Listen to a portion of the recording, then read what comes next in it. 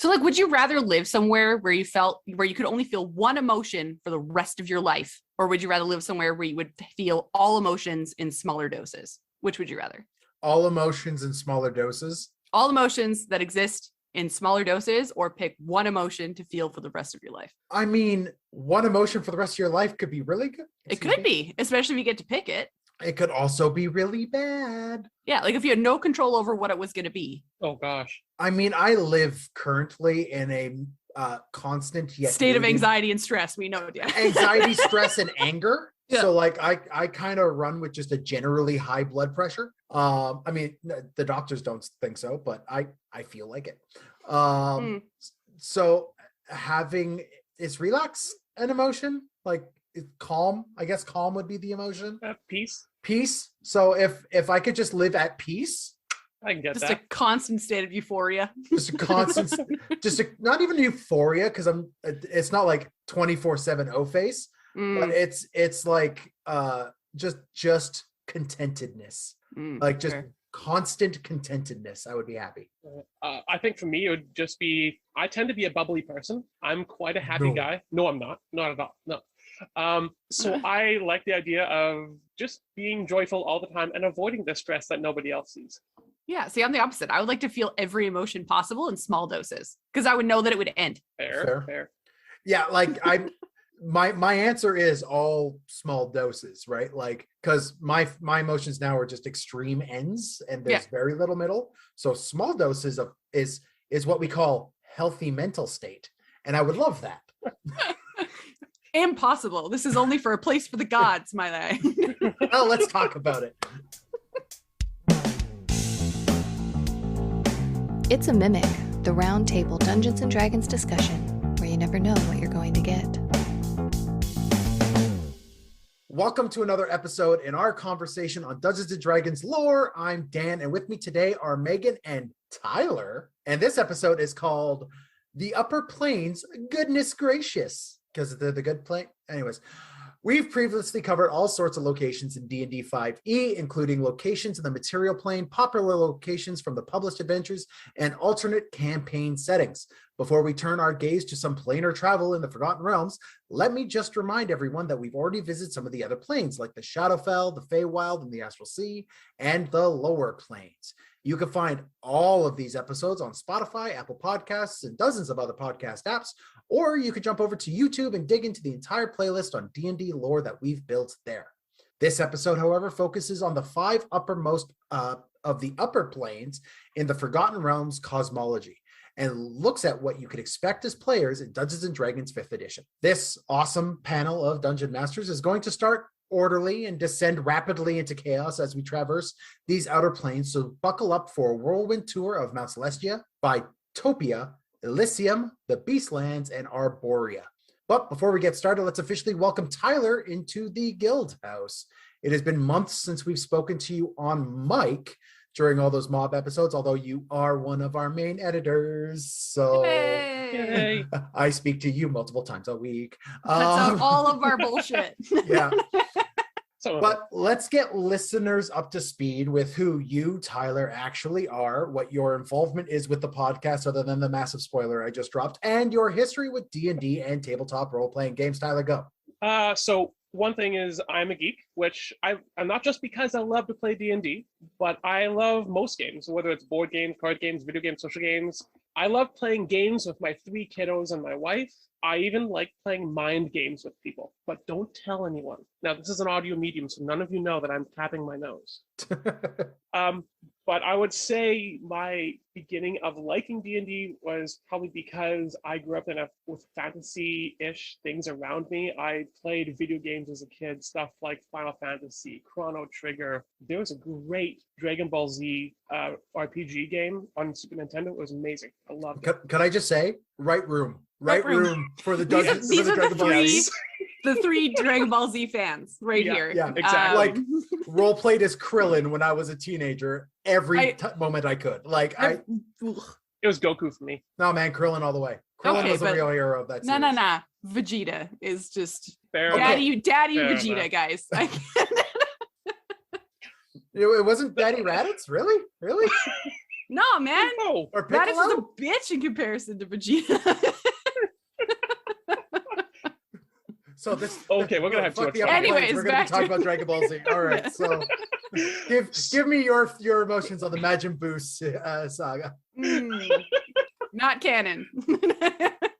A good side story. Yeah, okay. But I grew up with this stuff, and it kind of really influenced me. So when one of my best friends in high school had mentioned that he was playing D&D, I was thinking, D&D? Can I join? I'm curious. What is this? And instead of him being all for it and saying, yes, absolutely, here you, yeah, I'll be happy to have you on board, he just looks at me in the eye and says, are you sure? And then I say, yes. And then he slaps down a 500-page photocopied PHP that was printed off, probably illegally, and it was single-sided.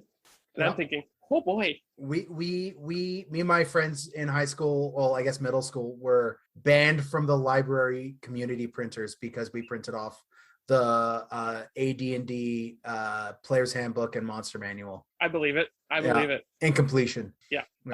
I only read what I needed to because I was lazy. I still am to a point, but I was lazy, so I only read what I needed to make a character and know the basic structure, and it was great. I had so much fun. However, after high school, I didn't really have people to play with anymore, in my head at least. I'm like, who plays D&D? I'm not in high school anymore.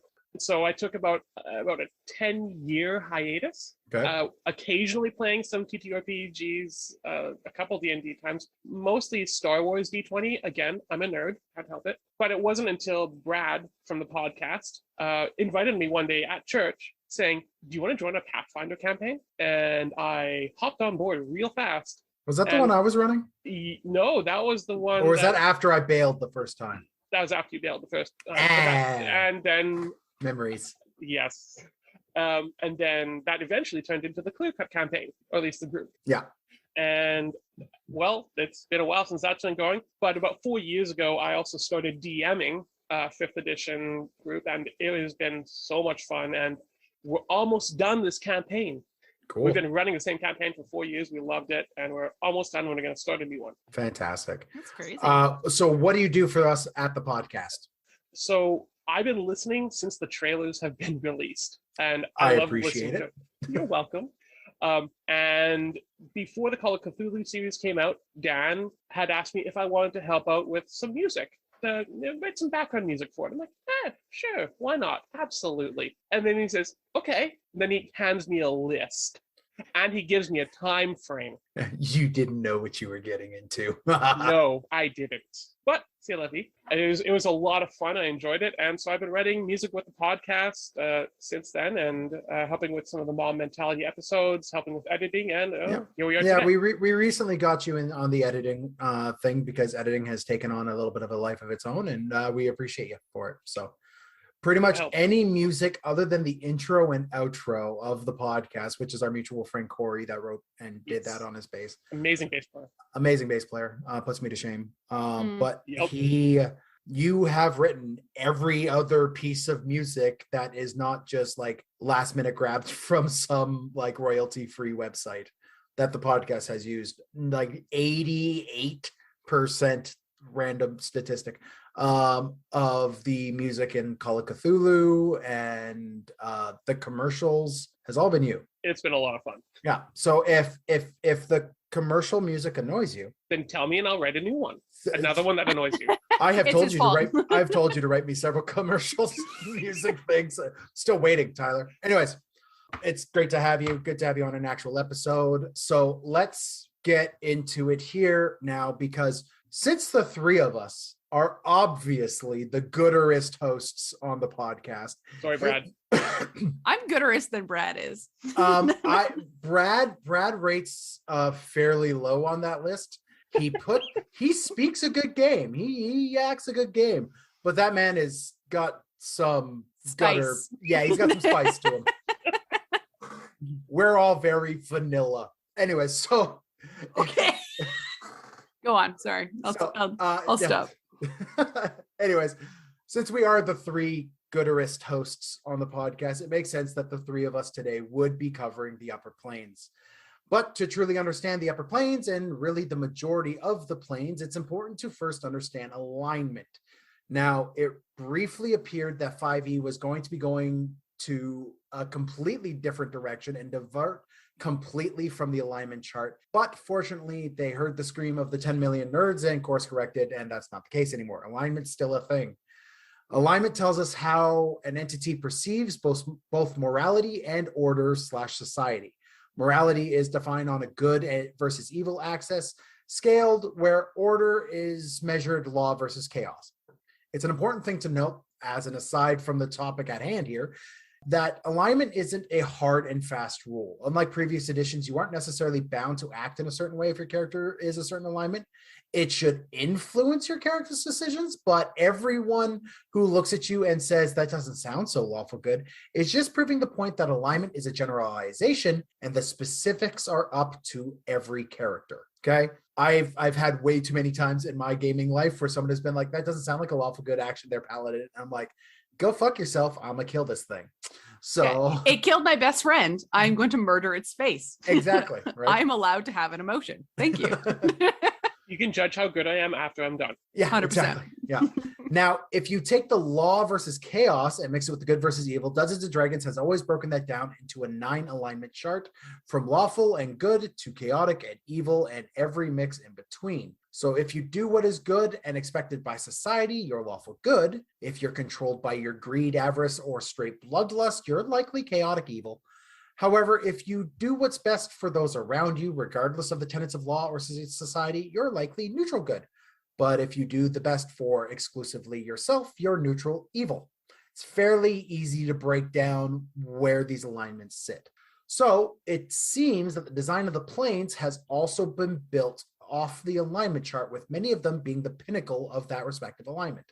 In stock D&D, this makes for what is called the Great Wheel layout of the planes, with the material plane in the middle branching out to the inner planes and transitory planes to the upper and lower, i.e. good and evil planes, and finally to the outer planes, where the wibbly wobblies all come from. These planes form a kind of circular border around the material plane, and thus a great wheel kind of cosmology is born. There are a few other ways to think of the cosmos, and if you're homebrewing and want a unique planar landscape, look at page 44 in your DMG for some ideas. It has things like the world tree cosmology and the river cosmology. Like, it's got some other options there for you. But since we're covering the upper planes, or the good ones, we should have an idea of specifically what good means. Now, whether or not you believe in objective morality or a divine source of morality, which we're not getting into that discussion here, we can see that Dungeons & Dragons holds to a good morality as being one that is concerned with the life and the quality/sanctity of it. Charity, compassion, graciousness, these are all aspects of good. Remember, though, although good in a vacuum is infallible and clear, when added in a perception of society and justice, the idea of good in a planar sense might not match what the idea of good in a material, like reality sense is, in a society sense. Like, if 1,000 lives could be saved at the cost of one innocent soul, is taking that innocent soul's life a good action? 100 souls? 10? Is it a 1-for-1? We can start to see how different philosophies would answer that question. So as we get going here, before we start breaking down actual planes here, guys, let's roll the dice. I got a couple questions for us. Sure. I got an 8. 3. 17. All right. So Tyler, then me, then Megan. The 2 most common conflicts with good aligned creatures and characters are misunderstandings and unbending moral rigidity. What is one other unique kind of conflicts players might run into in a campaign regarding their alignment? I think one of the biggest ones is this idea of the immediate good versus the big picture good. Yeah. This idea of, or even this idea of seemed like a good idea at the time. Yeah. But you don't see, unlike the DM who kind of has the big picture sense, it's like, okay. Yeah. For me, it's no evil person really ever sits there and goes, I'm evil. Like, Lex Luthor he is thinking he is doing the thing that is good for him. Mm-hmm. And I mean, this is adding to a subjective level of morality here, but whether or not they're actually evil, an evil person's perception of what is good and how that is defined is a great way to bring conflict into a game, and something I have done countless times, like a character who was raised by a cult in such an effective vacuum that leaving that to then see what the moral basis and standards of society is was an active conflict. It was an active thing, like lizard folk going, wait, we don't just eat the dead. Why don't we just eat the dead? You bury them, but we could be eating them, and that would sustain everybody. That was going to be what I was going to bring up, is like the concept of like dealing with different species and different folks that have different like outlooks on life that lead to things that are morally ambiguous, such as waste. So for lizard folk, it is the fact that if someone passes away, that is now sustenance for the group that is now currently alive. Whereas other groups of folks would be like, no, we need to bury this, respect it, do some kind of like a ritual so we're not cursed for the rest of our lives. And that's the moral like strong point standing, where it's like a survival versus morality, I find is a really good one, especially putting your players in a situation where if you sources are actually hard to find, and sometimes the only way to get those sources are to steal, are to lie, are to murder, are to do these things. But then with these situations that survival is key, and making that fear real brings out that moral ambiguity for sure. No, it's true. It's just really crazy though that imagine having that in a party, that you have these two different cultures. If you have good role players, it's so fun to see how that plays out. D&D should be a safe place for you to engage in fun little, I don't know, social experiments like this, right?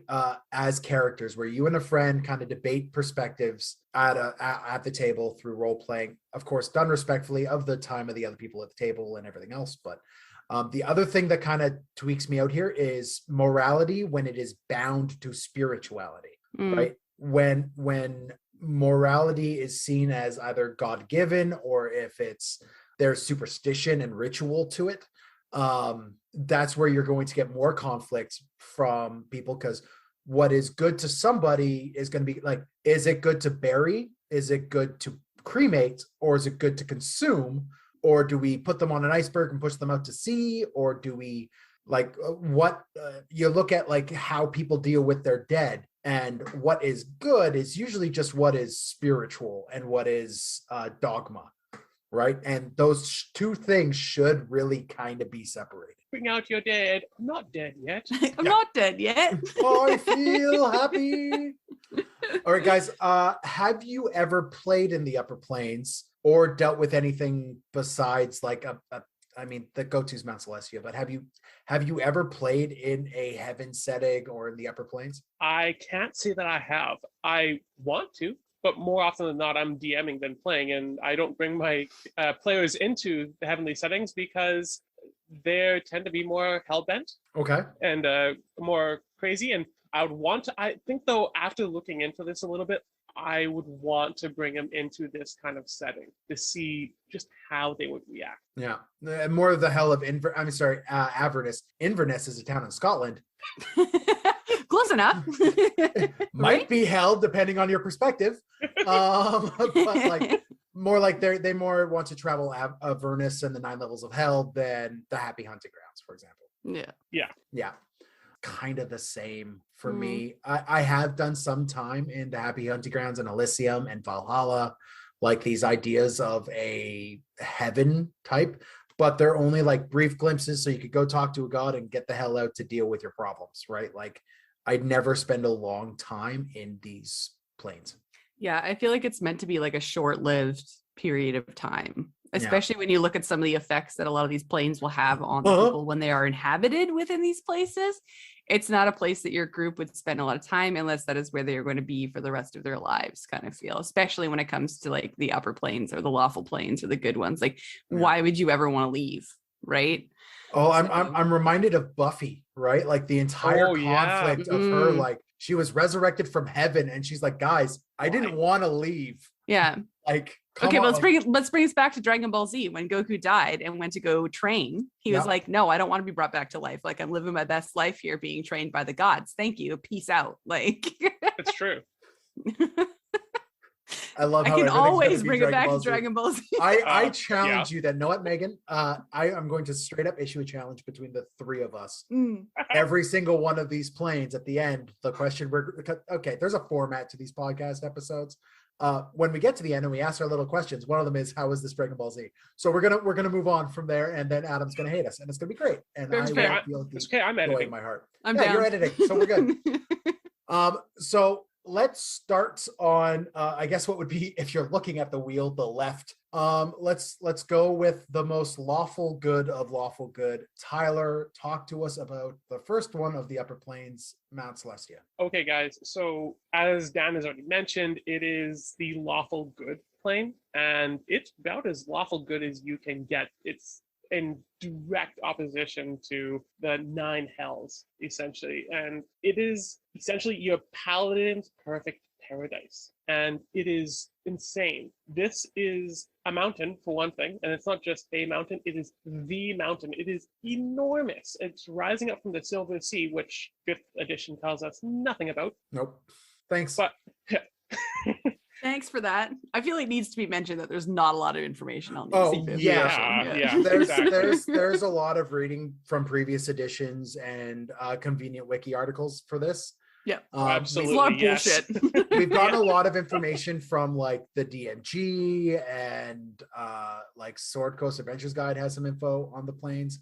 But not much. No, I mean, not enough for a true lore nerd to really dig into, right? It's like 6 paragraphs. And you're like, oh, well, okay. Yeah, 1 paragraph each. Yeah. It is sad. So we're trying our best, guys. We are.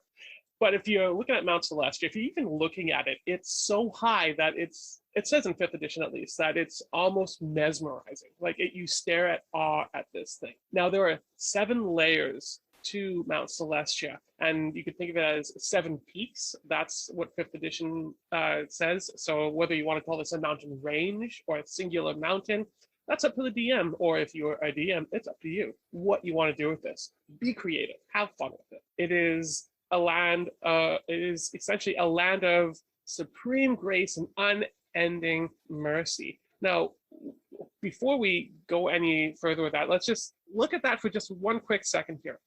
This idea of supreme grace and unending mercy, what do these mean? These are terms that are probably thrown out there. Some people understand what these mean, some people do not. Really quickly, to use this in your campaigns, think of it this way. Grace is this idea of you are being given something good that you don't deserve. So this idea of supreme grace is this out of this world, this celestial grace that you don't understand, that you've been given, that you don't deserve. And mercy, on the other hand, is when something bad is taken away from you that you do deserve. Now, this is like a celestial mercy, so maybe you still don't understand it. It's this bad thing that you should have that they've taken away. And so play with this in your campaigns. Do what you will with it. That this is essentially a land of grace and mercy. Have fun with it. See what you can do with it. It's an interesting way to describe it. Like, I feel like it seems very black and white, but if you were a player in the moment trying to think of what this boon or what this curse was, like, it's a good way to kind of like think about it in the aftermath.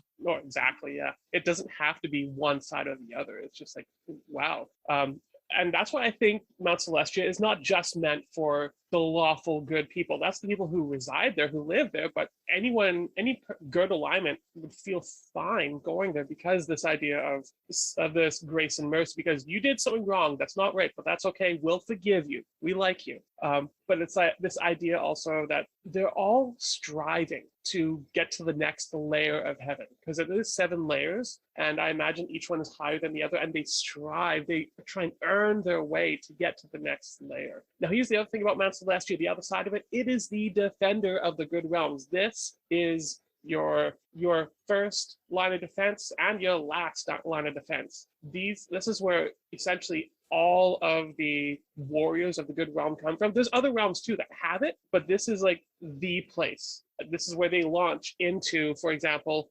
the 9 hells. This is where it came from. As for unique mechanics that you have in this place, there's this optional rule called Blessed Beneficence. Did I say that right? You did. You're good. Okay, good. I am an excellent judge of that question. much better judge than I am. I will assure. Recent episode, Adam shit on me for using the word. What was it? potentiality, and it became a thing. And I'm like, motherfucker, I'm right. That is an actual word. I get a lot of shit for making up words on the podcast. When they're actual words, I know what I'm talking about. I just changed the word in the script if I can't pronounce it. I'm like, fuck that. Make it your own, guys. You know, like Sawagin, you know. Stop it. Okay, I trained for days for that podcast. I learned that one from Final Fantasy IV. That's how I learned to say it. Continuing on. Yes, go on. This idea of the blessed beneficence is this idea of, as long as you're in a good alignment, you essentially have bless as long as you're on this plane, which is pretty awesome as long as you're here. And also, after every long rest, it's also a lesser restoration. That's useful, yeah. That is incredibly useful, especially if you have an easy way of getting in here and back out. But that's not always the case, really. Yeah, you're traveling along the astral sea and see a particularly glowy, bright puddle. Like, which one is it? It's gold. Hey, gold. That's good. This is fine. Everything's fine. Wait a minute. I'm getting closer. No. As for the common people we find here, guys, let's remind ourselves. What's the name of this place? Mount Celestia. Who do you think resides here? Celestials. Wow. So clever. So clever of them. Yeah. Agreed.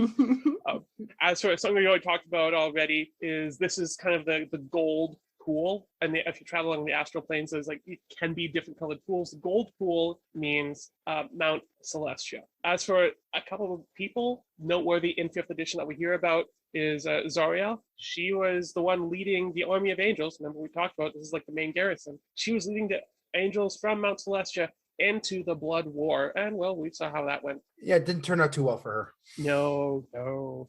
But we ran into her in our campaign recently, by the way. Oh, she's dear. Fantastic in our campaign. Wait, hold on. Fantastic as in good fantastic? As in chained at the bottom of this massive gladiatorial arena, being the source of energy that is constantly producing food as an act of penance for her because she messed up so badly. It was good. Yeah. Nice. Now you're getting me jealous. But another very common person you'll find here, or maybe you will, maybe you won't, you have to find, is Bahamut. And with Bahamut being kind of the good centralized god of dragons, this is where he resides, somewhere on Mount Celestia. That's all 5th edition tells us. It makes sense because Tiamat is known to be on the first layer of hell. So exactly, yeah. But let's explore a little bit, not long, just really briefly into what other sources tell us about Mount Celestia here. Well, unlike 5th edition, we can find all the names of the different planes. If we look, I think it was 3.5 and 4th edition, we can find the names and what they kind of are. For example, I'm just going to list them out really fast. I'm not even going to explain what they are. You can choose. You can look it up yourself. But the 7 layers are this: Lunia, which is the first layer, the silver heaven. Mercuria is the golden heaven. Venia, the pearly heaven. Solania, the Electrum heaven. Cool. Electrum. I hate Electrum. Get out of my game. Well, then fine. Then we'll go to is it Mertion or Mercion? Mercion. Mercion. Is the platinum heaven. That's better. That's where Bahamut is, and I'm in it.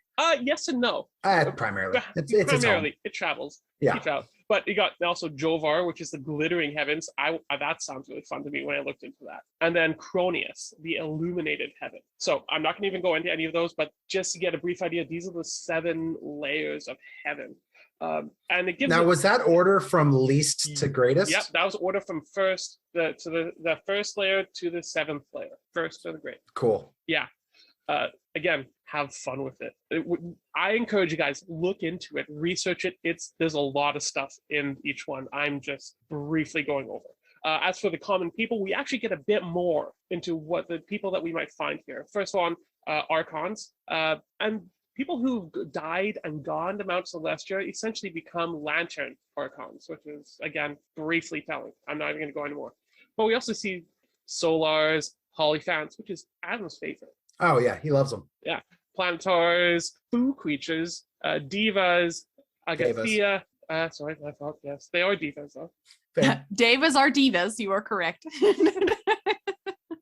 Agathia, Shedu, Lamassu, Kirin, and Dragon horses. I would love to ride a dragon horse. Yeah, Kirin are pretty badass. Yeah. Those of us who have played Pathfinder, and specifically within Galarian, when you hear the name Lamassu, it's jarring to hear that in a celestial frame of mind.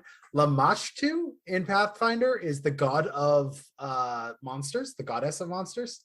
So like she's super evil and constant bad guy whenever you're doing stuff. So they're different. They're different. Yes, very different. It hits one letter. Yeah. But yeah, common people we already know Bahamut and Zariel, but this is also a place where you have Tyre, which I'm just going to list these off. Tyre, Moradin, Borenard, Borenard Trusilv, which is of the dwarven deities. You got Yondella, which is a halfling deity. You got Lulu, Zeres. I can keep going, but I'm not going to. But you got Tyre's court, Bahamut's palace, and the heavenly city of Yasteria. There's so much that you could go into here that I am purposely not. So I encourage you guys, please look into it. This is what has inspired me to actually go into more of the heavenly realms, because there's so much that can be explored. Well, guys, let's actually roll dice and ask the question, what inspires you most about Celestia as a realm? I got a 3. I got a 10. I got a 1. So, Megan? Yeah. Celestia, what is it in Dragon Ball Z? Oh. Kami's Peak. What is that called? His like little planet Kami's Landing. Yeah. Kami's Landing. Yeah. Kami's Landing. Because like if you actually look at Kami's Landing, there are different layers because there's different people live on the different layers until you get up to the top. All right. That actually, yeah. If that tracks, what do you feel about like what inspires you most about Mount Celestia? That it's a lot. I feel like it's one of those places where you can land your players into one layer, one place, one organization, one plot place, and they wouldn't even know they were on Mount Celestia. You know what I mean? They wouldn't even know that they were there unless someone legitimately told them that they were there. And I think that that's such a brilliance to the meta side of things, whereas the DM would know exactly where they are, or those like legendary D&D players will know where they are, but there'd be those new players to the game that have no fucking idea that this is where they are. You know what I mean? And I think that that's such a brilliance of this place, is how large, how established, and how exciting and extravagant this place can be. Yeah. And also consider like the 7 layers are so individual and distinct from each other. The same way the 9 layers of hell are individual and distinct from each other. They're still the 9 layers of hell, and they fit under that category. But there's one that is made of ice, and one that is made of a giant river, and one that is made of nothing but mold, and one that is made of fire and brimstone, and one that is literally just a city. So like there's things there with these other locations that are very distinct and unique. And if you don't necessarily want to do Mount Olympus, right? And like you've just played God of War and your feeling about the gods is just kind of like, pfft.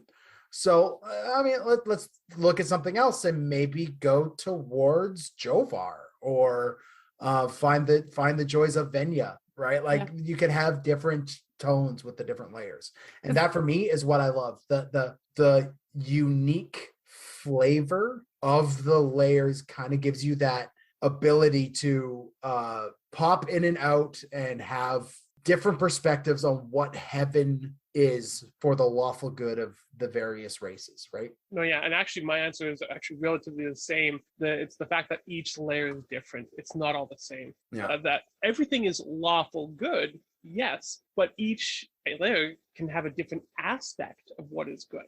And not only this, but how do you prove yourself in each layer? Yeah. Well, actually, that leads us into our next question real nicely. What is a good plot hook that could see a party end up on Mount Celestia? Megan?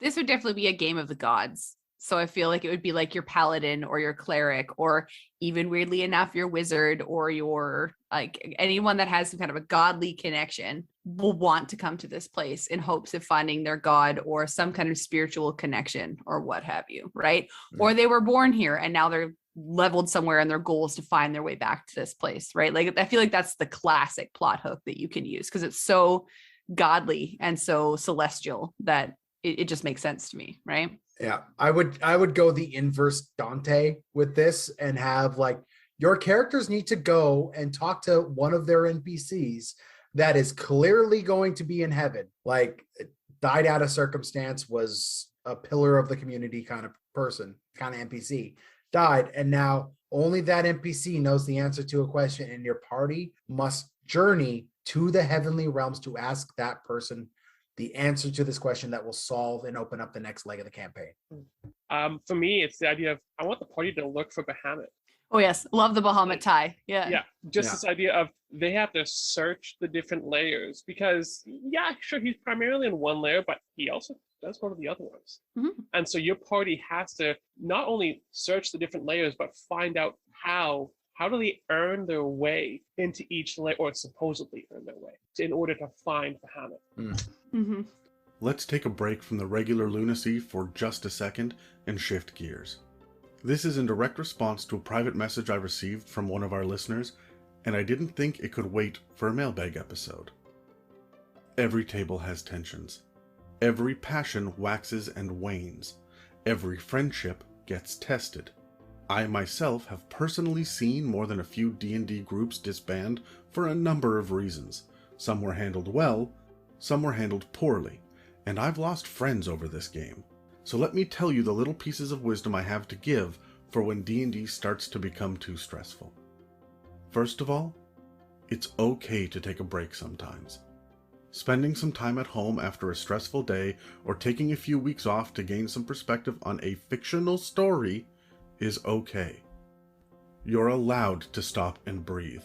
You're allowed to take time for yourself and recenter your priorities.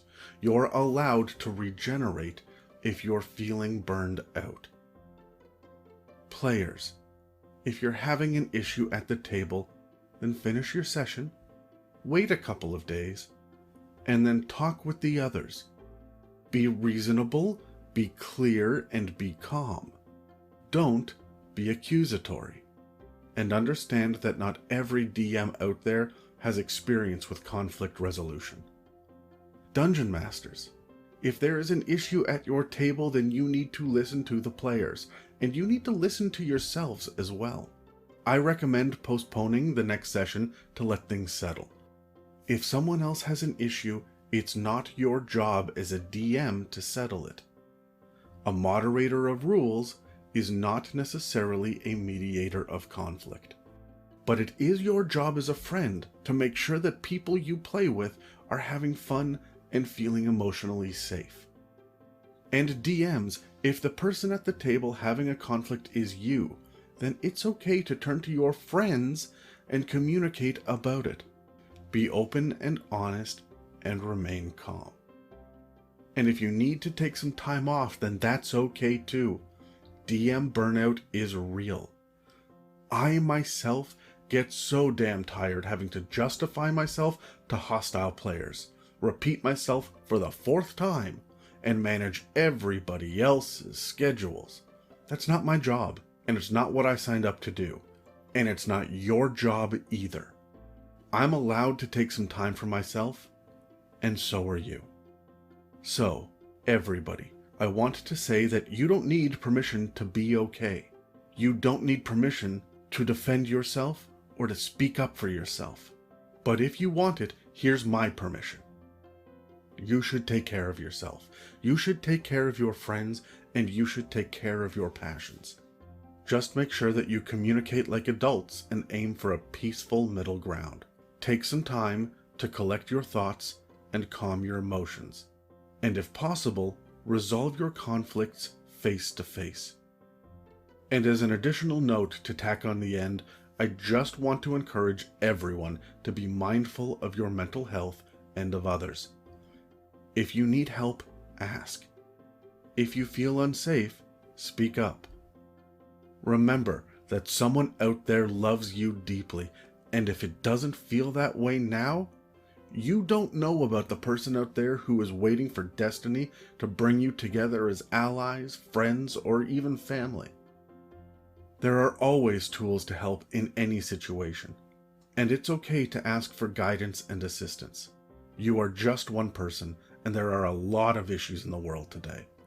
We get through it together, not apart. No one is expecting you to be perfect. It is okay to ask for help. Remember, the most important person to your passion is yourself, and you deserve protecting. You deserve to be happy. But others deserve to be happy as well. So compromise where you can, and take time if you need. But stay calm, be honest with yourself and with others, and don't be afraid to ask for help. All right, I'm going to talk about Bytopia. Such a great sounding place, right? Oh yeah, it definitely sounds like something that comes with an ointment. An ointment of some kind, right? Like, oh man, I got a real bad case of Bytopia. Or this is just a place where no one kink shames, you know? That's all it is. So basically the easiest way to consider this place is it is a land of 2 layers that are called the Twin Paradises. They're equally the same and equally different is what the concept is between the 2 of them. And the way I read it is described is if you looked upwards from one of the lands, you would see the other land facing upward, flipped. So you're sandwiched together. It's like Inception. Yeah. So you can see above you, right? Is it that close? Like, is it Inception or is it like Halo Ring World kind of thing where like you could see it kind of distantly in the it is very quite specific that gravity obviously works respectively for each place, but you can fly between the 2. So it's Inception. So it's Inception. Yeah. It's like, hey, look at those dudes walking on the ceiling. 100%. Cool. Absolutely. Yeah. And then I was trying to decipher the names of the 2 different planes, but similar to the other planes, the names are in other editions, and it was hard for me to kind of compile which land was which. So I'm going to take a stab at this. Yeah. But one, you got this. Thanks, Bullshit. Fantasy words. So layer 1 is Dothian, which is one layer that is thought to be more bountiful and like pasteurized. So in my mind, I assume that this is a place that is like large farmlands, peaceful working folks, and just a very, very positive place to live. The second layer is called Shurok, one is considered to be an unbound wild, so which I imagine something more lush forests and untraveled and untamed lands. So as a whole, this place will overwhelm its visitors with like a sense of like goodness and happiness, and actually gives you the sense of accomplishment and productivity, which I feel like for me, this is my dream world. I feel like in my mind, this place is very organized. Every day is the same. There's a routine. There are seasons. The weather is the same. Like everything just rotates and just works in synergy. It's always 2:00 on a Thursday and the sun is up. Exactly. Yeah. Right? Thank you, Terry. There's no adjustments. And just an overwhelming like feeling of pride of like the lovely and the way that work feels for folks. All those that inhabit this place are sentient and intelligent. So that was very specific in the fact that people are very smart. And even the wildlife can speak, such as like some of the people that would be like tree ants and other like plants that are sentient and alive. You're in Narnia. You're basically in Narnia. So I feel like this would be like your satyrs, your like other like very like lifelike animal like creatures who live here. And then the optional thing with this land is that if travelers spend more than a day here, then they have to make a wisdom saving throw or shift their alignment closer to the good side. And then of course, if you cast a remove magic spell or what have you, it'll go away. However, it does become permanent after 1d4 days. Remove magic spell. Remove magic spell nonsense. I think remove curse, dispel magic. There's too many of them, so I'm just going to use a generalized remove magic spell. Just remove magic spell. Remove the magic. That's a new spell. Yeah. However, again, it does become permanent after 1d4 days. So as I mentioned before, I feel like this is one of those. Not a long time. No, and that's not a long time. That's what I mean, is I feel like these lands are very much those places that make characters and players want to stay. So it's kind of like, it's so hard to have a fully lived, fleshed out campaign in one of these lands unless you're just going to be happy fucking go lucky people 24/7, which I'm not going to lie to you, would annoy the fuck out of me. Where's my conflict? Damn it. Yeah, give me my emotional conflict. Give me my heartbreak. Give me my like, what's going on here? Like, fuck off. But yeah, otherwise that's it. It's pretty basic. It's not that complicated. It's a very simple place. Okay, well, let's roll some dice and ask the questions. I got an 18. 9. 7. All right. So Dan, what inspires you most about Bytopia? Honestly, this realm of unfettered productivity and invention, and at the same time, peacefulness and serenity. Yeah, it appeals to me in so many ways, right? Like this is where good mages go to die to further research spells. So like I am seeing like mage towers of just no bad effects happening. Like there's never any fallout of the magical research that is happening there, right? There's not suddenly a plague that is sweeping the plains of Bytopia. No, it's like, oh yeah, what's his name in the Dungeons and Dragons? Damodar. Like this is a movie where Jeremy Irons lives. Like it's a good place, right? So not your traditional wizard's tower. Not your traditional wizard's tower, and like things are beneficial and people are helping each other out, and there's a meeting of the minds and discourse and debate, but like passionate, friendly debate. Oh man, like there's so much about Bytopia that just speaks to me. I like it. I really do like it. I don't think it would be my ideal, but there are definitely appealing factors. Okay, so I will take this one step further for you, because my thoughts are in the thought that each world is equal and or the opposite of each other. So I would almost play into the fact that there is an opposite and equal reaction to the actions that you take. So if you are on one of the layers of the plane and you do something, there is going to be an opposite and equal reaction on the other plane. But a good opposite? But depends. If you do a good spell,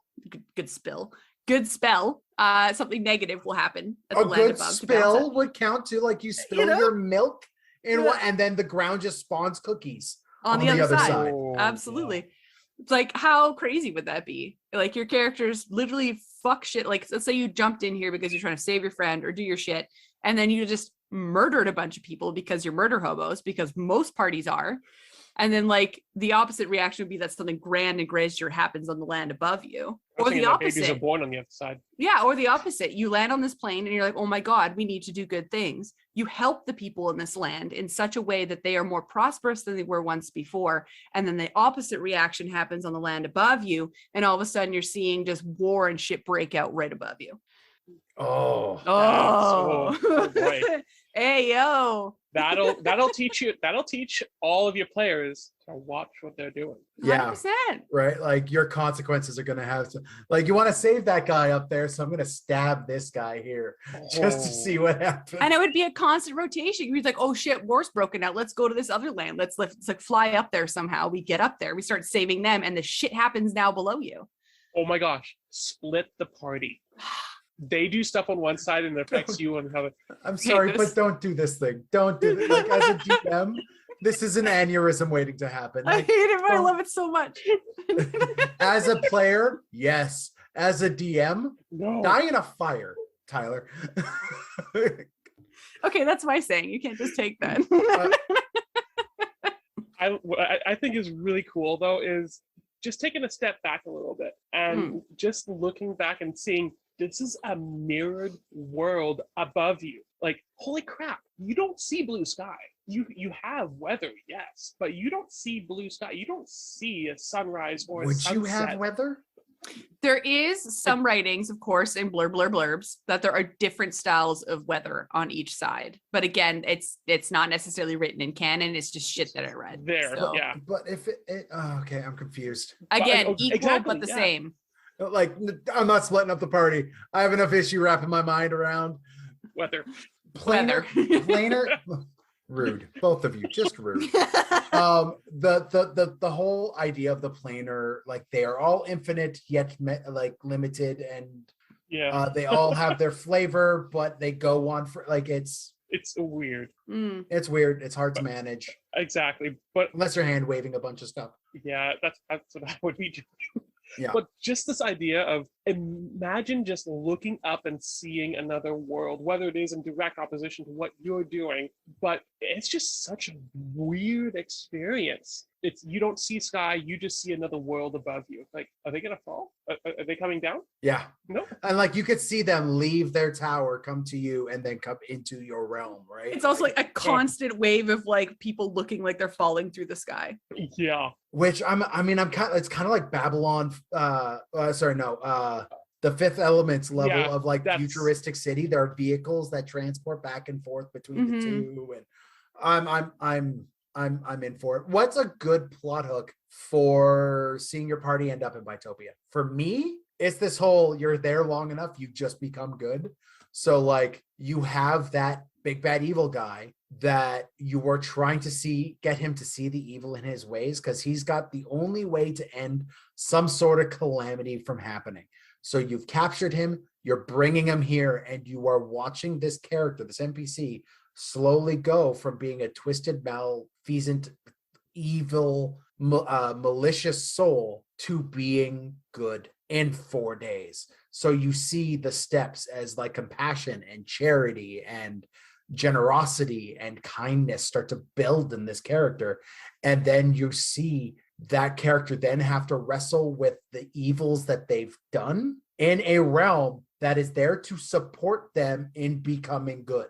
So like I bring the big bad evil guy in so that he can stop the machinations that he started, right? Like I hate the idea of like, oh, you just got to go find the MacGuffin to end the big bad evil guy's thing. What if the MacGuffin is the big bad evil guy and you just can't kill him in the last battle, A, and B, you need to see him, you need to reform him to be able to stop the, like it brings an interesting plot thread. I like that.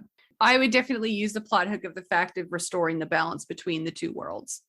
So it would definitely be like either that grand celestial, or to your point, it could be the big bad evil guy on the other side brings in this group of folks basically specifically to restore the balance, but you don't know what that means.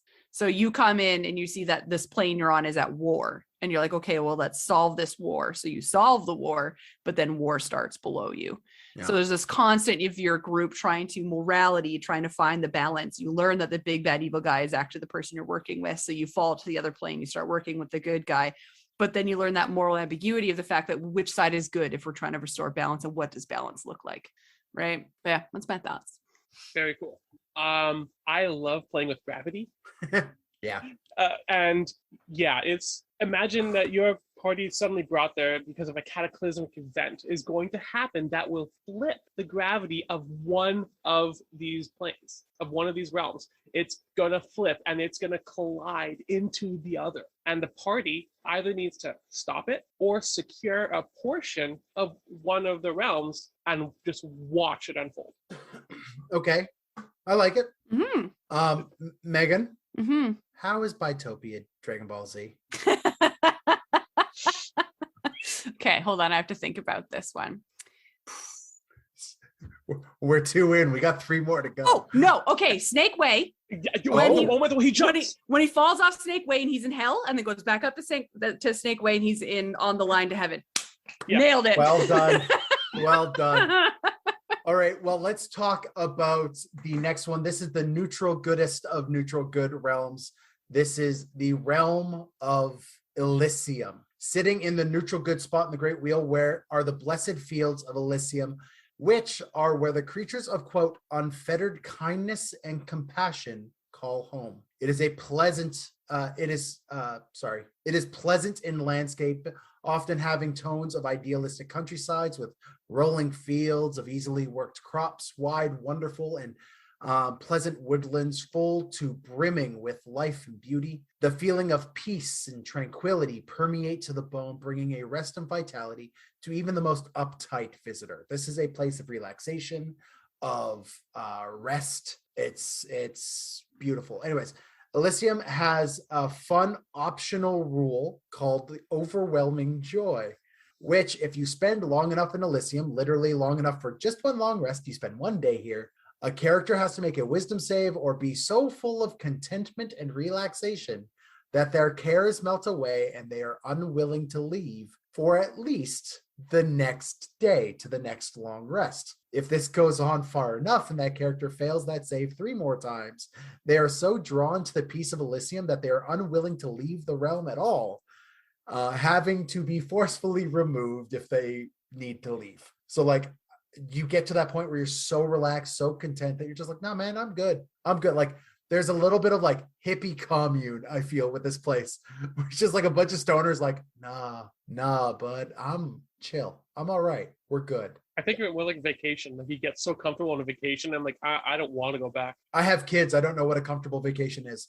Yay! I'm not the only one. Yay. So even still, if a character is eventually forced out of Elysium, they will do everything in their power to obtain that piece again, almost like a drug addict would, as soon as they can. Only a dispel evil and good spell will remove this effect. So if you pull somebody who has succumbed to the overwhelming joy of Elysium out of Elysium, it is their life goal to, as soon and as immediately as they can, get back to Elysium, because everything else is just muted and stressful and full of conflict that they cannot bring it into themselves to deal with. Physically, Elysium has 4 layers, each connected to the other, as well as the other planes of the Beastlands and Arborea by the celestial river Oceanus, which is a good version of the river Styx. Anywhere the river touches overflows with life and nature, often into thick, crowded forests of flowering trees. The further from the river you get, the landscape transforms into more rolling glasslands and other veldt regions. The 4 regions of Elysium are Arborea, Aronia, Beleren, and Thalasia. Arborea has several astral pools that connect it to the Happy Hunting Grounds, the Twin Paradises, and the Concordant Opposition, further subplanes of the Upper Wheel. Aronia has primarily mountainous regions and is full of life and fauna of all sorts. Beleren is a large and flat, like marshy wetland almost, that is just full of settlements for intelligent and extraplanar beings alike. Finally, Thalasia is a massive ocean. This is where the river Oceanus both starts and ends. Several small verdant islands are scattered throughout the vast ocean, often called Avalon. One other note of the geography of Elysium is that it has undergone something of a name change since the Spell Plague. The Spell Plague changed more than just the material plane, but also adjusted anything that the weave would touch, including the planar homes of the Malhorand gods, i.e. the Egyptian gods like Ra, Osiris, Horus, and Isis, and a large number of the nature-based deities in the Taural pantheon. These 2 locations, known as the Heliopolis and the House of Nature, kind of joined in with what Elysium is. With the Spell Plague, these 2 planes fractured and merged with Elysium, Mount Celestia, and other locations in the planar wheel, with the latter of the 2, the House of Nature, primarily merging with Elysium, forcing gods like Shantae, Sylvanus, Myliki, and Ubtao, among others, to reside in this, the pinnacle of neutral good. So if you want good and nature together, Elysium is where you're going to go. It is less about settlements and civilization and productivity. It is more about just like peace and the freedom of nature. But who else lives in the blessed fields of Elysium? Well, because of the Oceanus River, many fish and other species of wildlife exist in plenty in every environment. Also, Holophants, angels like Solars, Plantaires, Agathea, which are somewhat elvish-looking celestials, and powerful Leon and Baku call Elysium home. The guardians of the plane are the moon dog, which are large silver-furred wolfine creatures with opposable digits on their hands and some other human-like characteristics that kind of make them like celestial werewolves. They are relentless and undeterrable hunters of all forms of evil, using a series of barks and whines to create magical effects that could dispel, trap, or instill righteous fear in even the most resolute of evil creatures within earshot. This could even get so powerful if a bunch of them are doing it at the same time that it could dismiss evil beings with their howl. It is also notable that phoenixes are native to Elysium. This is where they come from. So your big ass firebirds are born here. Now, Elysium functions as the afterlife destination for those who died in the service of good, like heroes spared from death from good gods who would be placed on paradise islands of Avalon in the Thalasian Ocean. No responsibility exists for anyone who deserves this rest, and all of their needs are automatically provided for. Like, this is your lifelong Hawaii vacation on a beach for the rest of eternity because you've earned it. You are a soldier for good. Now, one further note is those in Elysium, being the plane of freedom, are incapable of being summoned or controlled by literally any means but the highest of deific magic. So if you have found yourself in Elysium, you cannot be scryed upon, you cannot be summoned, you cannot be divined, you are just free, and rightfully so. You don't have to worry about being spied on. It's not going to happen because it can't. Okay, so let's grab our dice. Let's talk about Elysium. What about Elysium inspires you most? Again, 18. 14. Megan, what about Elysium inspires you most? I love how so many mystical creatures just live here. Yeah. In harmony. You know what I mean? So it's almost like if you were to be here as a crew of folks, you just rock up to a fucking phoenix and you don't have to worry about it. It's not going to be like, oh, I want to kill you. Like, it's just like. Yeah, you like walk up to, what's going on? I'm hot. So hot. I'm on fire all the time. It would be such a polarized like experience for players that are so used to when I see these things that are supposedly big bads in my world are just living here in peace and harmony in existence. You know what I mean? Like they're just these beings that exist. Like to your point, celestial werewolves. If you were to come across one of those in a regular plane, you'd be like, I need to murder this or like take off its curse. You know what I mean? But here they live in harmony. They're kind to each other. They live synonymously. Like it's such a weird concept to me that you would rock up to this place, see all these different creatures that would be murdering each other in real life, but are living peacefully. Yeah. It's just such an inspiring piece to me. Well, you have to think like if you are in Elysium, all of your needs are provided. So there's no like hunting that is really, I mean, the act of hunting is happening, but it's not coming at the cost of another intelligent soul or of like violence. Like it's just the most peaceful, free version of all that. Yeah, there's no need for survival. So why fight? Exactly. Right? Yeah. I like the idea that when I heard Moondog, I'm like, that's like some sort of like club that they would all go to. Yeah, let's go to the Moondog.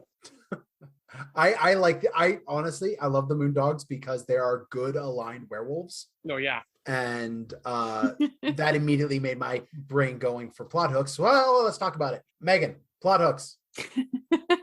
I feel like you'd be a wizard adventuring for certain materials that only come from mystical creatures that are hard to find where you come from. So you travel here to find those materials from these creatures, but then you have a morality point of being like, I can't take these spell components from these creatures because they're actually being kind to me. So it's, again, I get playing on that morality piece. I think that'd be a lot of fun to play with. Tyler? I think a great plot for this would be the party is transported to Elysium without knowing where they are. And the longer they spend there, the more they want to stay. Mm-hmm. It's like, we're in need of, gosh, guys, we have had a heck of a time. Yeah. This is a nice place to rest. No, let's just rest for a day or two. No, just relax. But again, the longer they stay, the more they want to stay. And I think it'd be a great plot hook of even your characters wind up staying there and you start another campaign and that campaign is going to get the characters out or a one shot. Mm-hmm. Yeah, I really like the idea of when it comes to Elysium, this is where I'm going to start to bring in the idea of the thin little veils that appear between the different planes on the material plane. You can often get to areas that are like fed in with the essence of certain planar area. Like you'll get to a tropical island that is oddly excessively volcanic, right? And while the fire elemental plane has kind of cut in here and has breached that thin veil, I want to see a place that has that with like Elysium, where there is a single Moondog on the material plane who is protecting the gateway to Elysium in this like verdant forest with like a wide clearing.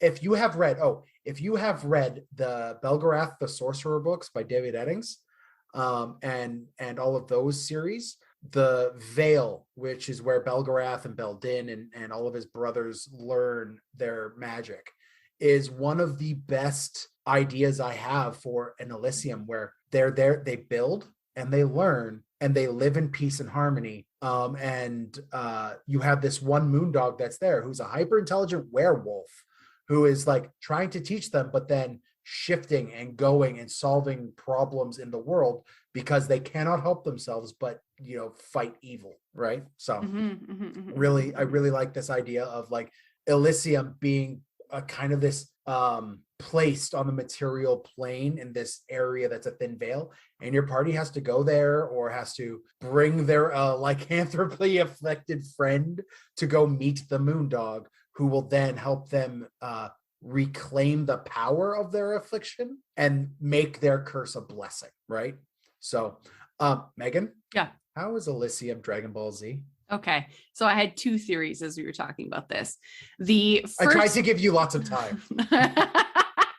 No, okay, it's okay. So the first theory is, you know how like when in King Enma, like when you die and you go up there and you're just a cloud, everyone is the same. Yep. That was kind of how I was thinking in the first place, because everybody's on the same playing field. Everybody's getting what they need. Nobody really wants to leave. They're going to do what they can to stay there. So but in cloud form. Okay. And then I was trying to find the name of the place, but this pushes us into Dragon Ball Super, the land That's okay. where Beerus and Whis live, where everything is provided for them in Dragon Ball Super. That was also what I was thinking of.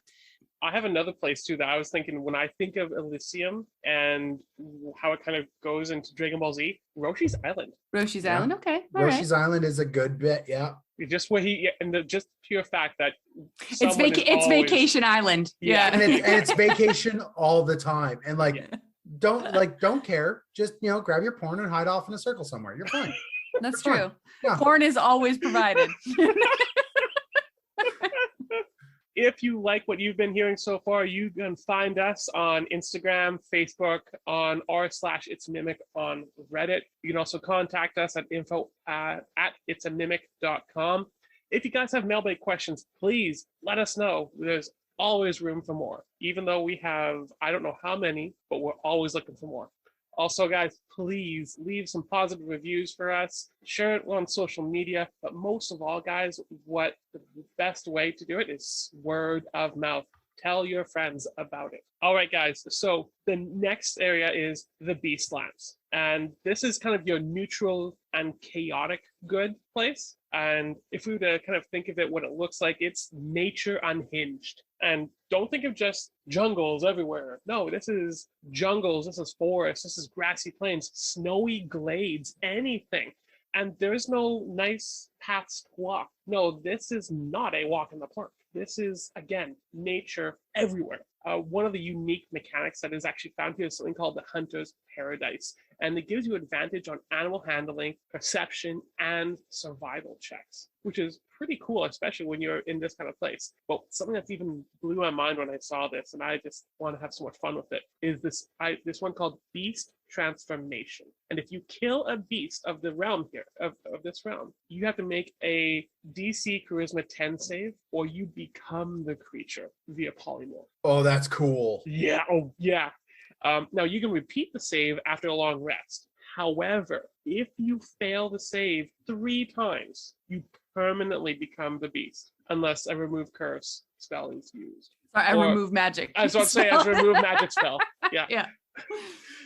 So yeah, I thought that was pretty cool. That's neat. Again, if you're going around in Astral Plains, this is that emerald green color pool. Now, if we borrow from outside of 5th, we can also see that this is also called the Happy Hunting Grounds, which is also known. Dan, you're more of the history nerd. I believe the Happy Hunting Grounds is something that's been used in history before, correct? Oh yeah, yeah. Yeah, exactly, yeah. This is also, it has 3 layers to it. Krigala of the Noonday Sun, Brooks of the Dusk and Dawn Red Sky, and Karasuthra, Land of the Starlight. So you kind of get this idea of more, again, noon, morning, and dawn, and just this midnight realm. Yeah. Again, really fun. If you want to look into it, the Happy Hunting Ground is a Native American that's what I thought, yeah. Afterlife thing. Yeah, it's really cool. I did a lot of research into it when I was doing Call of Cthulhu stuff. Yeah. So, yeah.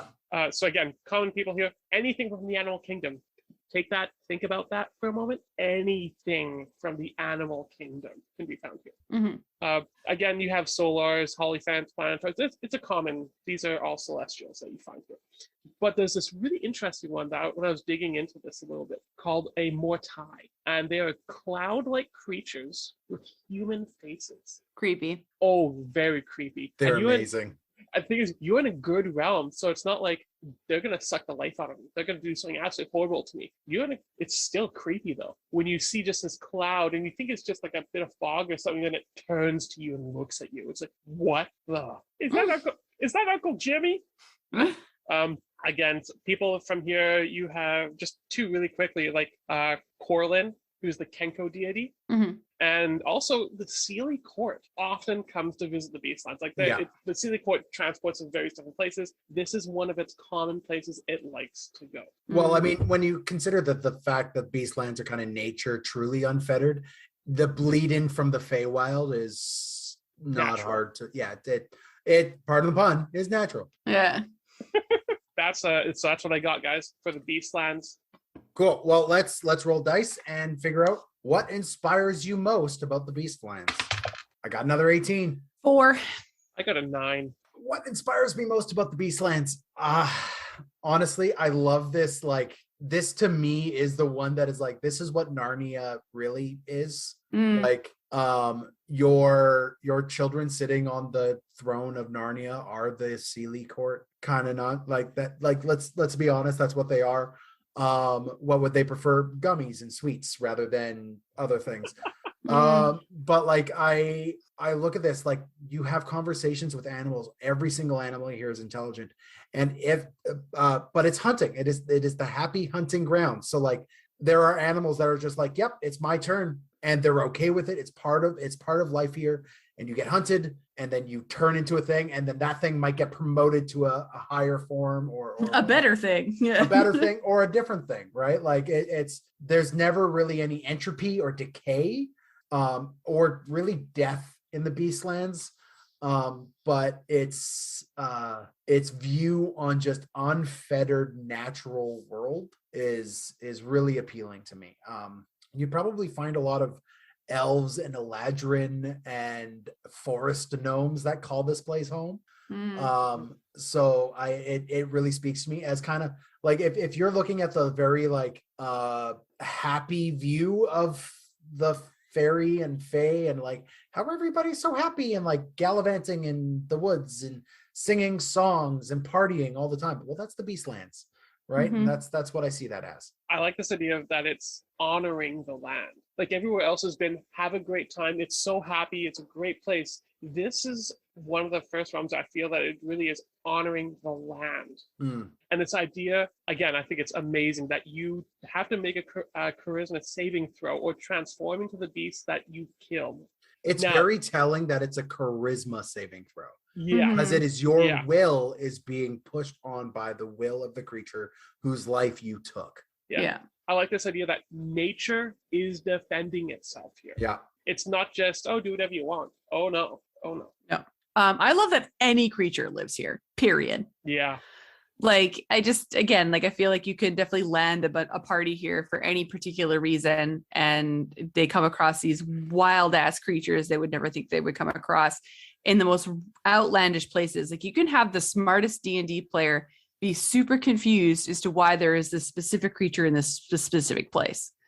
You know what I mean? Because it's so hard to scare or tactically put fear into someone who is an experienced D&D player. Yeah. I feel like the Beastlands is the place to do that, because there's no rhyme or reason for the types of creatures they would run into here. And that to me is super inspiring. Have the monkeys steal all of the party's crap. I just want to scare the shit out of Dan, because anytime we run into anything in D&D, Dan knows what it is. And I'm just like... There's been times where I've been surprised. Kel surprise. Like, let's talk about some plot hooks. Sure. Honestly, when it comes to the happy hunting grounds, I'm going to pull on my love for a different television program. Don't worry, Megan, we will talk about Dragon Ball Z in a second. Phenomenal. We'll talk about Supernatural and the idea of the first. Supernatural had like the first vampire, the first werewolf, like those kind of concepts. But like, we look at our material plane and you have like owl bears and other monstrosities that were like created by mad wizards, like by amalgamating two beasts together. Well, when those beasts died, they were kind of tortured souls who never got really a chance to understand what they were, what happened to them? Well, they wound up in the Beastlands and have become fully formed creatures in and of themselves that over the centuries of their existing here now look and behave so much so differently from their versions of home. So like owl bears are the thing that speak to me. I love owl bears. I'm getting a tattoo of an owl bear eventually. I love owl bears. Love that for you. My like two favorite animals are owls and bears, so it just mixes. The idea that your party has to go and like find the first owl bear, or your party just comes across the first owl bear, right? Who then, because you're in the Beastlands, has a fully formed conversation about how he was created, by who, right? Like there's so many different little fun things you can do. And you can do this with every single monstrosity in the book, right? So like you look at your Hydra and you go see your first Hydra who lives in the Beastlands. So there's this 20,000 headed Hydra who keeps on, like, people are keeping on trying to kill it. And it's just like, guys, just leave me alone. I already have enough going on here. Like, I don't need another one of me. Finding a place to rest my head to sleep is a nightmare. Just give me some space. Right? Like, the idea of firsts is what I would pull on when I'm playing in the Beastlands. Love that.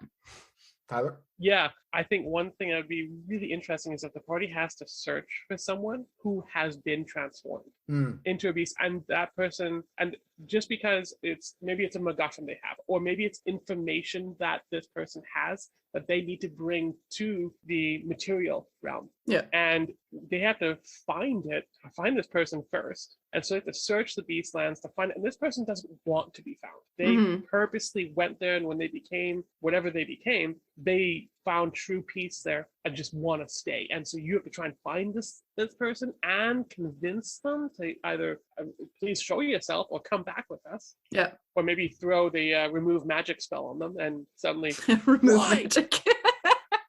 I'm glad that's becoming canon. Remove magic. You're welcome, Megan. Wizards of the Coast, make that for me. Thank you. I love that. It's a spell called Dispel Magic. Like, it's there. Shh. It's different. This is remove all magic. This is remove. This is like anti-magic field, but like a directed spell. It's literally a hand wave. You describe it as a hand wave. Yeah, you do it. Like your Ruby Rod from Fifth Element. Yeah, 100%. Yeah, absolutely. Yeah. Oh gosh, yeah. It's a literal hand wave for DMs too. What is that? It's remove magic. It's remove magic. Don't worry about it. A plot hook I would love to play is, and I like to do the thing where something simple becomes something super complicated. So I like the idea that someone's familiar passed away and was returned to the Beastlands because that's where they came from. And now that character's goal in life is to find their familiar, learning that they're in their Beastlands, finding their way to the Beastlands, and now have to find their familiar. So similar to the idea of having to like search and seek and find, like that kind of similar basic quest.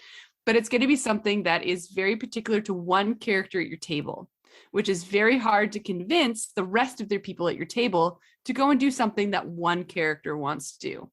So again, playing with the morality, making something super simple, super complicated, because they will never get their familiar back unless they go to these Beastlands and retain their actual familiar. So I just think that's a very heartwarming story to have. And I think that would be a very good romantic meeting moment in the end. And that's just things that I love. So. Cool. Dragon Ball Z.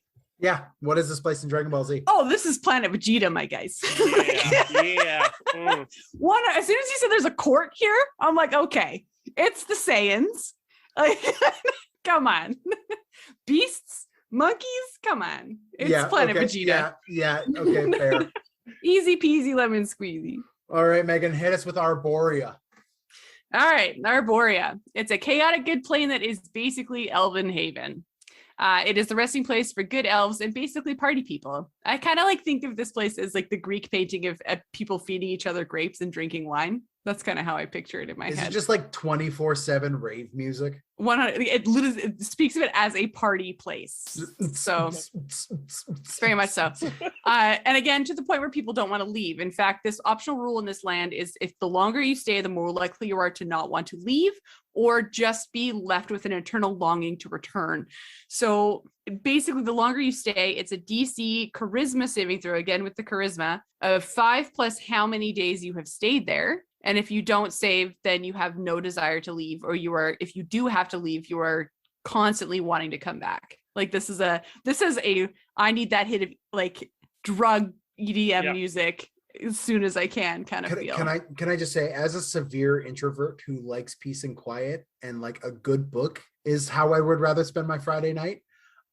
This sounds like hell. Kind of. So both emotions of love and rage are celebrated equally in this land. So for instance, there's some dead good elves just anger fucking all over the place. But yeah, so inherently, because it is a good land, they're driven to fight against evil and dark powers and all that good stuff. However, sometimes emotions will run a little bit too high and a bitch will get murdered. It's celebrated because love and rage are celebrated equally within this land. Is this the celestial Jersey Shore? Sure. Okay.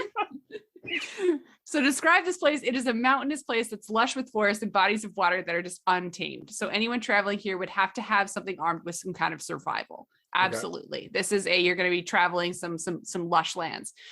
So as I mentioned, this is kind of like an elven haven. So it inhabits mostly elves and elven deities. And also this place has 3 layers. So this would make it easier for Dan because level 3 Avendor is going to be your elven court. So this is where all them parties happen. This is where the hunt challenges happen, the feasts happen, all those big uns parties occur. Layer 2 is Aqualor, which is an eternal ocean. So it's just water. It is lit only by a moon. So it is nighttime pretty much all the time. Mixed in with it's just an endless river and a bottomless ocean, basically. That's awesome. And then layer 3 is a fucking desert. It's called Mithardir, which is roughly translates to white dust, and it is just a vast desert. Is there anything in the desert? No. There is some weird random history, again, from random places, spewed from random areas of what has occurred. No one really knows why this place became a desert, but there is some history of who lives within this desert and other things that have happened within this desert, but no one knows why it became a desert. So I just find that a very interesting plot point, or just interesting thing about it, is that it has 3 very significant different areas. Yeah. Mm-hmm. All of them, I'm not too keen on going to. No, not at all. No. Oh. I have to go to the party, the 24/7 party, which I gotta get some sleep, y'all. The massive ocean, I'm not that strong of a swimmer. No thanks. Or the massive desert. I'm Irish. I burn when it's raining. No. Oh, really? I actually gravitate to the other 2 just because there's so much that you can do with those. It's just it's just like a play place. Yeah, absolutely. So let's grab our dice and roll what inspires us most about Arborea. I got a 12. 16. I got another nat 1. Oh. All right, Megan, what inspires you about Arborea? I love the fact that elves like to party. Yeah. It just seems so almost out of character that I would love to lean so hard into that. The fact that you rock up to this world and there's a bunch of distinguished elves throughout the day, and then once 9 p.m. hits and cover is free, all that long, glowing, perfectly laid out elven hair is just messy and sticky and on their face. There's got body paint everywhere, glow in the dark shit just flying left, right, and center. Glitter everywhere. And I love it. It just appears on them. It's not like they painted on themselves, so it just appears on them once 9 hits. Their nighttime wear, you know? This is where the cantrip dancing lights came from. All of them dancing lights. Right? There's just strobes in the air. I hate it, but I love it so much. And it just stinks. It smells. No, it doesn't. It smells so good because they're elves. Yeah, it smells, but it's not it's just it's lavender. It's just a constant lavender smell. Just always lavender. Which lavender is why and lemon. I would hate it. Yeah. For me, what inspires me about this place, all of the ways I would hate it. But I do think if there's courts and the elves are there partying and this is where the elves go when they die, if you want to know the secrets of ancient days past, you want to know how that upstart nation Netheril started behaving. If you want to know how the war with the giants between giants and dragons how that was going. Mm. This is where you go, right? This is and you go find that one like ancient, wrinkly, gray-haired, wizened old elf grandmother just tearing up the rug to some cha-cha slide or whatever it is, right? Like, everybody clap your hands, and there's this like itty-bitty little elf. It's just the grandma Macarena, just a simple like Oh gosh. going on. It's The real 24 version of it. just like a constant wedding dance floor, but like at 11 o'clock at night, when like most of the sensible people have left to go relieve the babysitters, and there's just the people who like this is their one chance to cut loose, Yeah. like all the time. It's the party plane.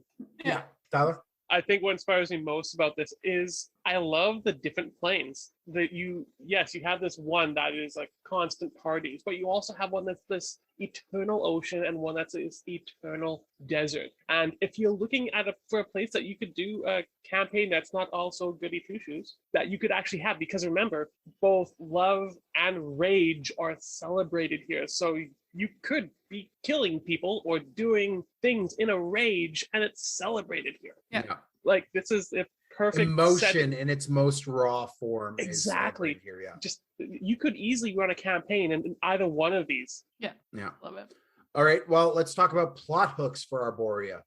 I would love to run a full romance court game within the Elven Court. Ooh. So let's talk Bridgerton for a hot sec. Do we have to? We've mentioned a lot of TV shows. I think we've hit our quota. We don't have to talk about Bridgerton. No, we don't have to. Okay, so then I won't talk about it. I will just say I would love to run a court game within like Bridgerton.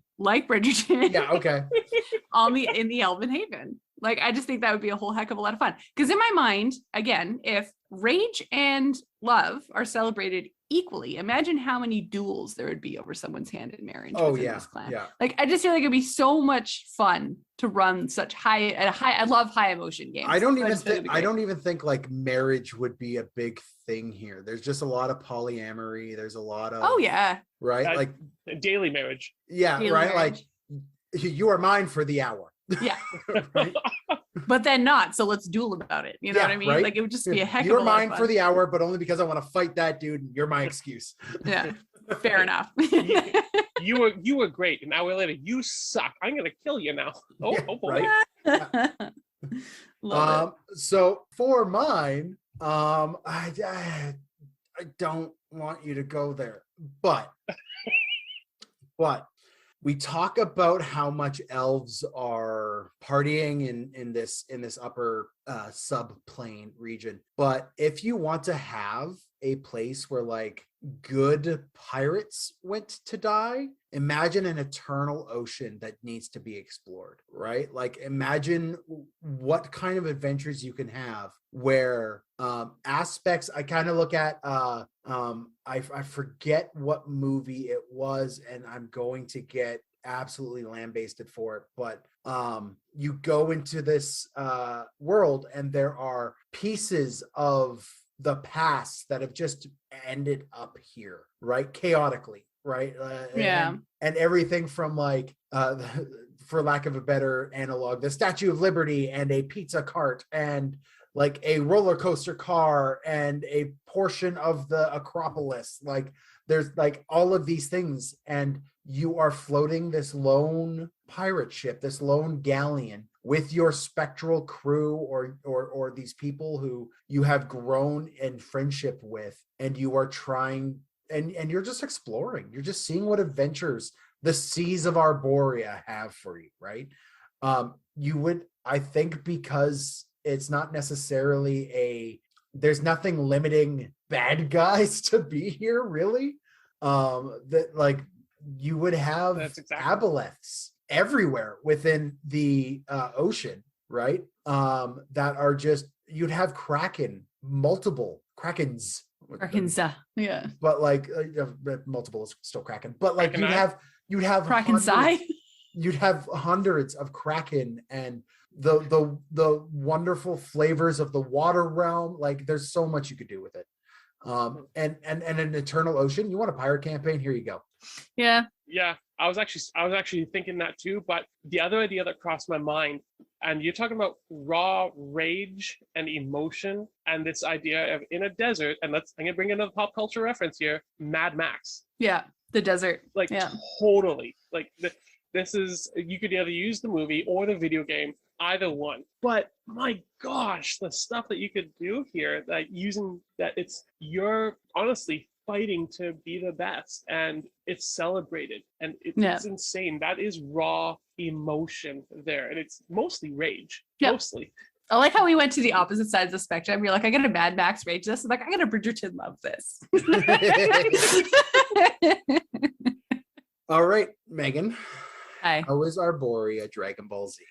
Unfortunately, it's planet Earth, Satin City. So, and the reason, because like it's a place of just constant disarray, and no one seems to care. Cool. I'd also say it's how oblivious it is. Yeah, absolutely. And there's always, and the thing we always forget about Dragon Ball Z, because it becomes so normal, is that so many different creatures live within the Satin City. Yeah. So, cool. All right, guys, any final thoughts about the Upper Plains? I love it. I want to explore them, either as a DM or as a player. I think they're criminally under-supported. Yeah. We have an entire campaign about going to Avernus, right? We see the breakdown of what each of the 9 levels of hell are in 5e, plus who runs them. We've seen the domains of delight and the domains of dread, and what the shadow felt like. I want to see what pick one. I think the best one, personally, if I were to choose which one I would base a book out of, I would go to Elysium, right? I would go to have a screenshot of Mount Celestia and update it to 5e. Yeah. It's criminally under-supported in 5e. You get lots of information from previous editions, but when it comes to bringing into this edition and you're starting to bring in planar stuff, we need to start hitting the upper planes. We've hit a lot of the transitory and lower planes. Haven't even looked at any of the upper planes. So, and we've discovered there's lots you can do here. There's lots you could do. Yeah, absolutely. So that'll be it for this discussion on the upper planes, but there are a lot of other planes in Dungeons and Dragons. So subscribe or follow and check back regularly to see what other inspirations and insights we'll have for you in the future. Next week, we'll be talking once again about one of my favorite races in Dungeons & Dragons, this time from a player's perspective. If you'd like to support us, we have a donate button on our website at www.itsamimic.com, as well as a store for some awesome merch. We also rely on word of mouth to get news of our podcast out there to the community. So please pass the word to everyone you know that we are available on iTunes, Spotify, and YouTube, as well as most podcast apps. Thanks again for listening to It's a Mimic, where you never know what you're going to get. This has been an It's a Mimic production. Inquiries, requests, and questions for our mailbags can be sent to info@itsamimic.com. Okay, guys. So we've been talking about the outer realms and the heavens. And so my question for you guys is this: what food or drink that you usually love in real life would you be most excited to eat in these heavens, which could potentially blow your mind because it tastes amazing? Do we want to roll dice on this one? Sure. 6. And 6. Oh, reroll you two. 8. 19. Boom. All right, so I'll go first, then Tyler, and then Megan. What food or drink from current reality do I hope is in heaven? Mm-hmm. Yeah. Or what would blow my mind? Shocking to nobody, I'm a fairly simple person. So my biggest comfort food is a dish my mom made when I was growing up, and it is homemade macaroni and cheese with spinach, garlic, and chicken, kind of mixed all together. And because I'm a peasant, I put ketchup on it. And we don't judge. No judgments. That is like straight up my comfort food. I am on keto right now because I desperately need to lose weight. And I found a way to make it keto a while ago. I love that. And it's not keto if you eat 4 bowls of it. No. It's something I learned. That's just a heart attack. That's waiting to happen. That is just a happy soul, unhappy capillaries. You might as well just drink the oil straight from the bottle, my guy. You say that like I didn't. You know what? Fair. Yeah. Tyler, what you got?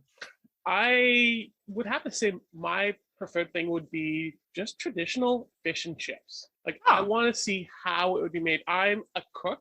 I love to make food. I have my own homemade recipe. I make homemade fish and chips. And so I would want like to see what this would taste like in heaven. Just be like, how good can it be? Just like, and yes, I would love it to blow my mind and then repeatedly do it over and over. What kind of fish?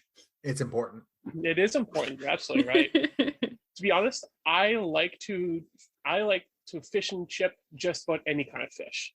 For me, it's the mixture and the batter that you use in accordance with each kind of fish. It has to be a white flesh fish. You can't have fish and chips with salmon. Does not work. That doesn't mean I can't try. Or tuna. Yeah, well, that's true. But my preferred is cod. I mean, it's poor man fish. The halibut's pretty decent. Is my favorite. Oh gosh, I would love halibut, but you know how expensive that is. Not in heaven, bro. Fair enough. Okay. But there could be a fish out there that's even better. 5 fish, 2 loaves. Let's do this. Ew, gross. That's the name of your sex tape, Dan. Yeah. Thanks, Megan. You're welcome. Oh boy. I don't eat seafood. Seafood's gross. So this whole conversation was just nasty to me. You use chicken. Perfection. Chicken strips and chips. There you go. Homemade. I would do that absolutely. Oh, love me a good really chicken good. strip. With a really good honey mustard dip. Oh, spicy mustard though. Oh yeah, it's got to have some kick. I'll have to make it for you, Megan, because I made that before, and it is amazing with, again, the homemade batter that I perfected with a recipe. I like this. I like this idea. Yeah. I like the idea of people making me food. This sounds great. But if there was one thing, Megan, in heaven, what is it for you? Bourbon. Enough said. Yeah, you win. That's it. Period. Well done. Yep. Are you drinking bourbon right now? Mm-hmm. Jealous. It's the last of my decanter, so I have to open a new bottle now. Oh, I'll be right over. That'll be empty then. Yeah. Megan, how was Arborea Dragon Ball Z? You didn't give me your plot hooks though. Oh, yeah, okay, fine, okay. Tell me your plot hooks first, and then I will tell you my Dragon Ball Z theory. Thanks for listening. Bye. Okay, bye.